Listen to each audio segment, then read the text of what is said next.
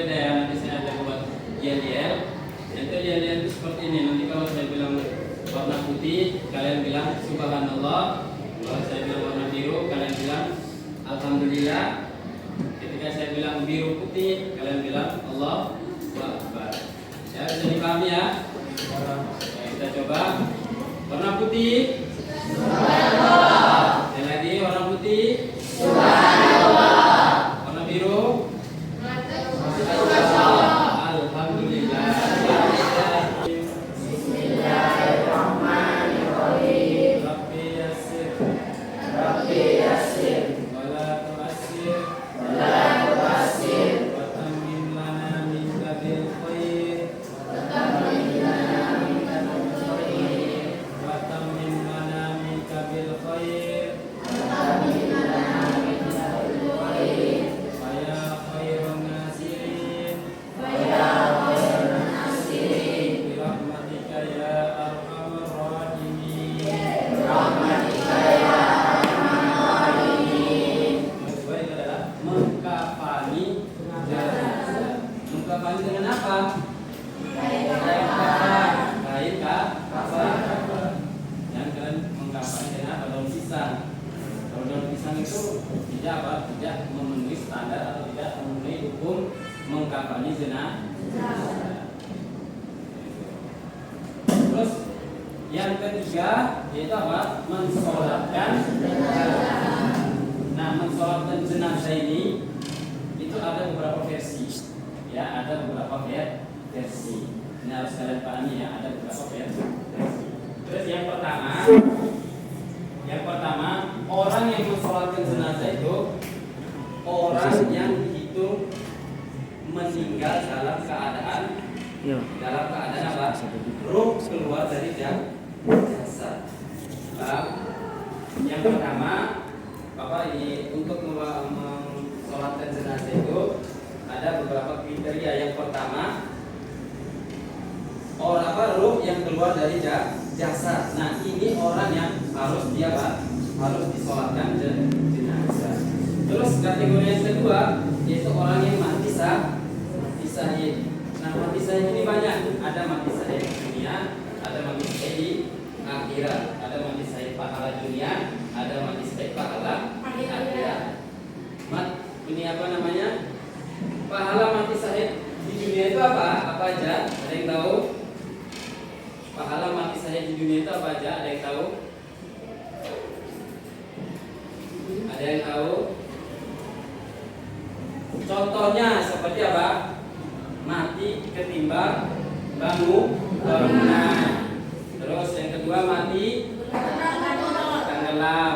Terus yang ketiga apa? Mati ditabrak motor, ya, ditabrak motor. Terus berikutnya yang lain mati. Nah, itu mati syahid yang apa namanya? Pahalanya yang akhirat. Itu. Terus apa lagi? Jatuh dari keting, itu berdiri. Berdiri itu namanya ya. Yang berikutnya apa? Mati kebakaran. Nah, ini merupakan orang yang mati mendapatkan pahala apa? Mati syahid di dunia. Kalau yang di akhirat, di antaranya apa? Yang pertama mati syahid. Apa? Mati berjuang di jalan Allah. Nah, kalian ini hitungannya apa? Kalian ini hitungannya mati syahid. Oh, berarti kita ini apa namanya nanti habis belajar tiba-tiba keluar orang tabrak. Berarti kita mati syahid. Ya, kalian dihitungin mati syahid. Misalnya kalian lagi apa? Lagi belajar mau ngaji. Biasanya di sini ada yang ngaji nggak kalau sore? Nah, kalian mau belajar ngaji kan sore hari. Jika kalian mau belajar sibuk main HP kan, tidak jalan disukai ditabrak sama truk contohnya. Akhirnya mati. Nah, mati kalian ini yaitu mati syahid. Contoh seperti itu. Terus misalnya kalian kalau yang sekarang ini kan kalian misalnya contoh setelah lulus SMP kalian mau apa? Mau ke pondok pesantren. Contoh seperti itu. Ketika di perjalanan di tengah kapal naik karena listrik tenggelam. Nah, itu mati syahid. Nah, itu perumpamaannya seperti itu. Ya. Ada berapa tadi kategori apa ini orang yang untuk disolati jenazah? Ada juga yang ayo maju ini belum Pak. Yang sudah siapa yang sudah isai? Yang sudah isai nomor 1 dikategorikan sebagai fardu kifayah. Ayo, biar waktunya tidak habis nanti. Ayo masih sudah ini di sini. Siapa nama? Rafa. Ayo semua malu. Mari sini. Rafa. Mas. Rafa.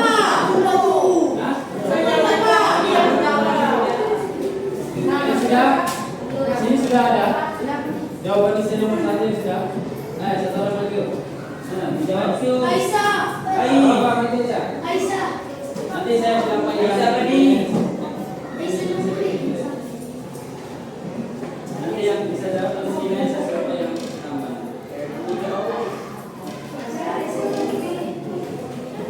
Jelaskan apa yang dimaksud dengan fardu kifayah dan mengapa mengurus jenazah dikategorikan sebagai fardu kifayah.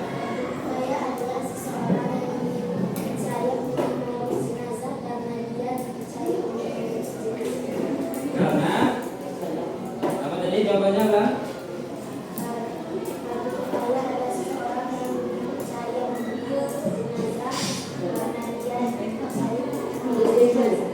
Seseorang dipercaya untuk mengurus jenazah dan karena dia bisa dipercaya.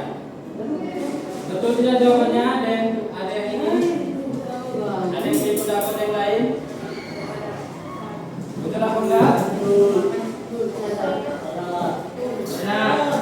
Ya, jawabannya sudah akan benar ya, sudah akan benar.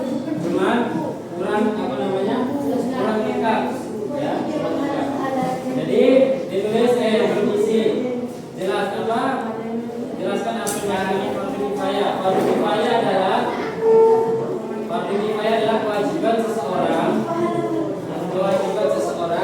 apabila seseorang sudah mengerjakannya maka gugur kewajiban yang lain. Dan mengapa mengurus jenazah itu dikategorikan sebagai fardu kifayah? Karena mengurus jenazah itu merupakan orang yang harus bisa melaksanakan melaksanakan sholat dan melaksanakan tata cara mengurus jenazah. Kalau orang nggak tahu, kalau di satu kampung tersebut tidak ada yang tahu, cuma dia yang tahu, berarti satu kampung tersebut hukumnya sudah gugur.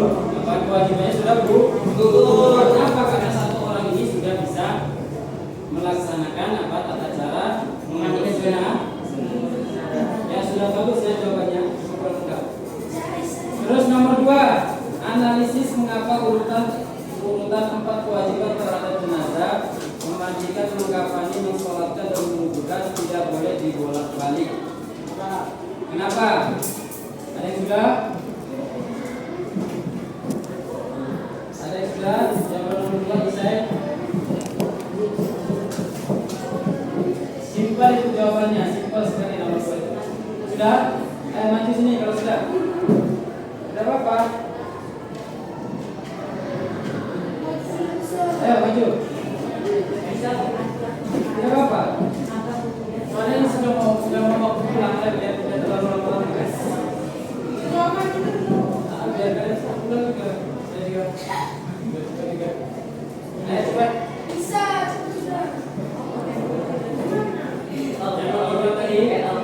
Analisis mengapa urutan 4 kewajiban terhadap jenazah memandikan, terus mengkafani, mensolatkan dan menguburkan tidak boleh dibolak-balik.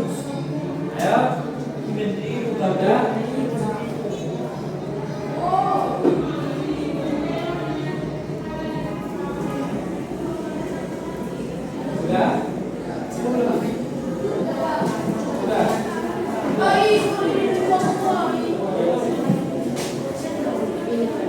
Terus yang nomor 3,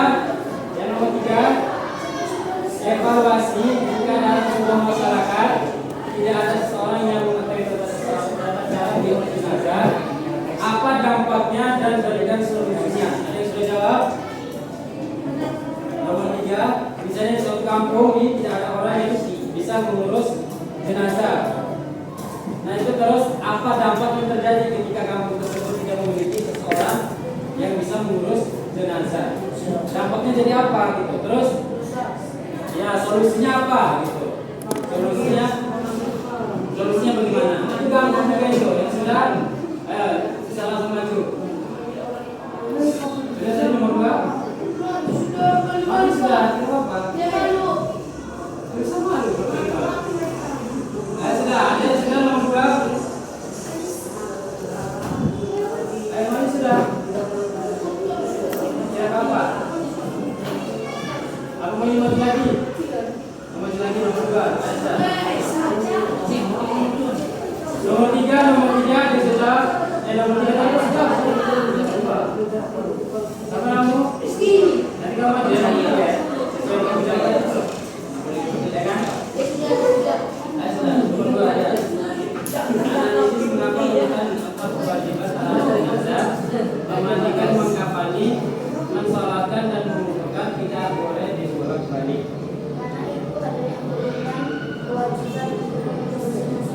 Ya betul, karena itu apa? Menurut syariat Islam, tata cara Islam itu apa? Sudah menjadi ketetapan yang ada di dalam syariat Islam. Tidak boleh orang ketika meninggal langsung dikuburkan. Tidak mungkin kan? Masih bawa-bawa juga langsung dikuburkan. Tidak mungkin. Terus orang ini sudah dikuburkan, belum dikafani. Setelah dikuburkan diambilkan lagi terus dikafani, kan tidak sesuai dengan tata cara.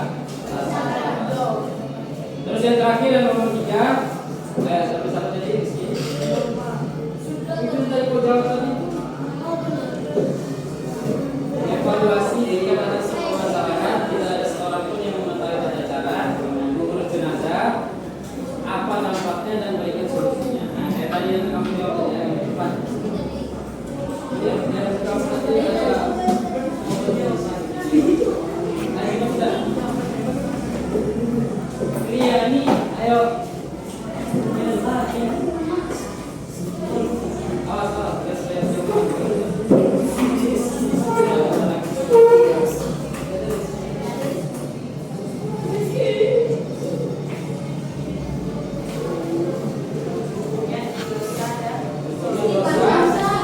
Apa solusinya? Solusinya adalah kita memanggil. Ya, kita memanggil apa? Jenazah lain atau mudin atau ustadz yang ada di kampung tersebut. Mudin tahu mudin? Mudin tahu mudin? Mudin itu orang yang mengurus mayit. Biasa bahasa itu pakai. Ya, memanggil di kampung sebelah. Kalau kampung sebelahnya nggak ada, aku lagi di kampung sebelah. Ya, terus.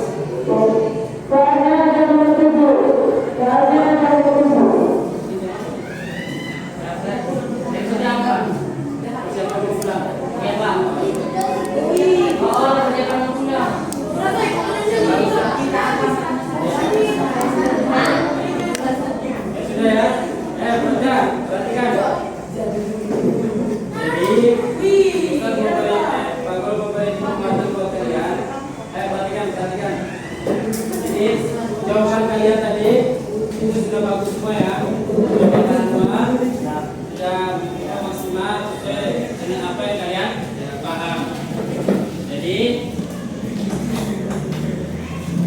apa? Jadi bapak bertanya sama kalian, apa yang kalian bisa ambil dari pelajaran tentang apa? Mengerjakan ini, melaksanakan mengurus jenazah.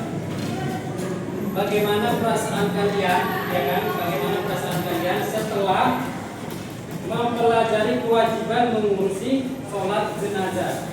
Apa perasaan kalian? Apa? Gimana Rizky perasaanmu ketika mengikuti kewajiban mengurus jenazah? Apa yang kamu rasakan? Saya merasa gimana Pak? Ada tidak? Ada. Terus yang ini yang di belakang, gimana rasanya setelah kamu mengikuti materi atau melihat video tentang kewajiban mengurus jenazah? Apa yang kamu rasakan?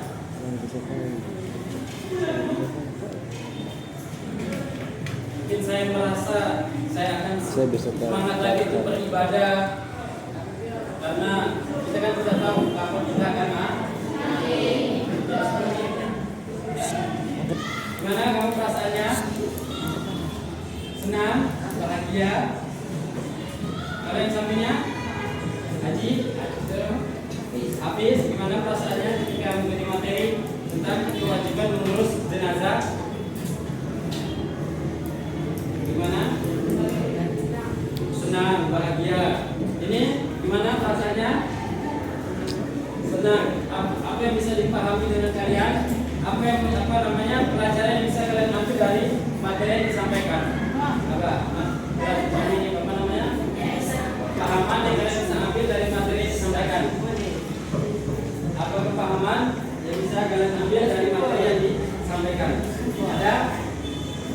Jadi kami bisa mengetahui tentang kami ini apa tata cara terus ya. Jadi kita ini perhatikan, jadi sama beri kesempatan. Jadi kita ini setiap manusia ini harus ada namanya apa? Ada namanya evaluasi atau perbaikan diri. Jadi kita ini tidak tahu ya kan kapan ajal akan menjemput kita. Nakin ada ikutin mau. Jadi setiap yang berjiwa itu pasti akan mati. Jadi bagaimana ya kan? Bagaimana kita ini untuk mempersiapkan diri kita agar ketika azan menjemput kita ini kita sudah siap. Bukan hanya itu, kita juga harus bisa menguasai ya kan? Bagaimana kita ini untuk mengurus jenazah. Mungkin dari saudara kita atau dari kedua orang tua kita nanti ketika meninggal, kita ini tidak perlu lagi manggil pengurus jenazah yang lain. Jadi hanya dengan kita saja sudah cukup bisa mengurus kedua orang tua kita. Ya mungkin nanti minggu depan, mungkin pertemuan minggu depan, nanti mungkin akan ada praktek ya sholat jenazah. Nanti sama Pak Ilham nanti. Pak Guru mungkin cuma satu kali pertemuan ini saja karena ada tugas dari kuliah untuk praktek mengajar. Jadi mungkin minggu depan nanti bisa kalian lanjutkan mata pelajarannya dengan baik Pak Ilham. Ya sebelum kita selesai pulang, kita rapikan dulu tempat duduknya, buku-bukunya ditata dulu, dirapikan semuanya. Pada kebetulan kenapa?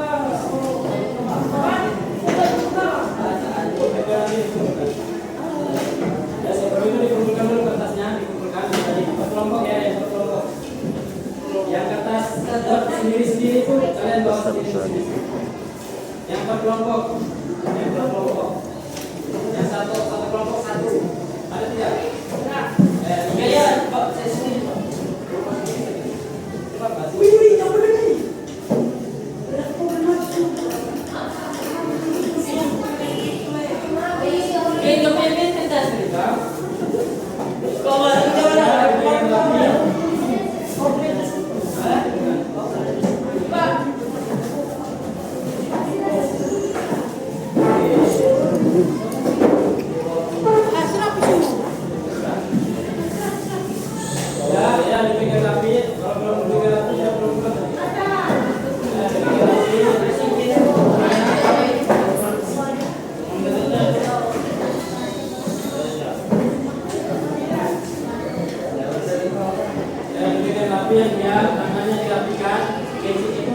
Memberikan balik.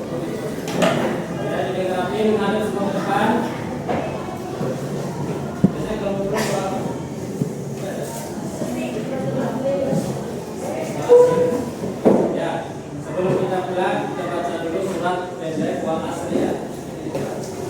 Ya betul. Ya. Sebelum itu Memberikan balik. Kita luruskan niat dulu, ya kan? Kita kita mengintrospeksi diri, mengevaluasi diri, kita luruskan niat kita, apa yang menjadi tujuan belajar kita agar kita bisa kedepannya agar bisa menjadi lebih baik. Ya kita mulai berdoa.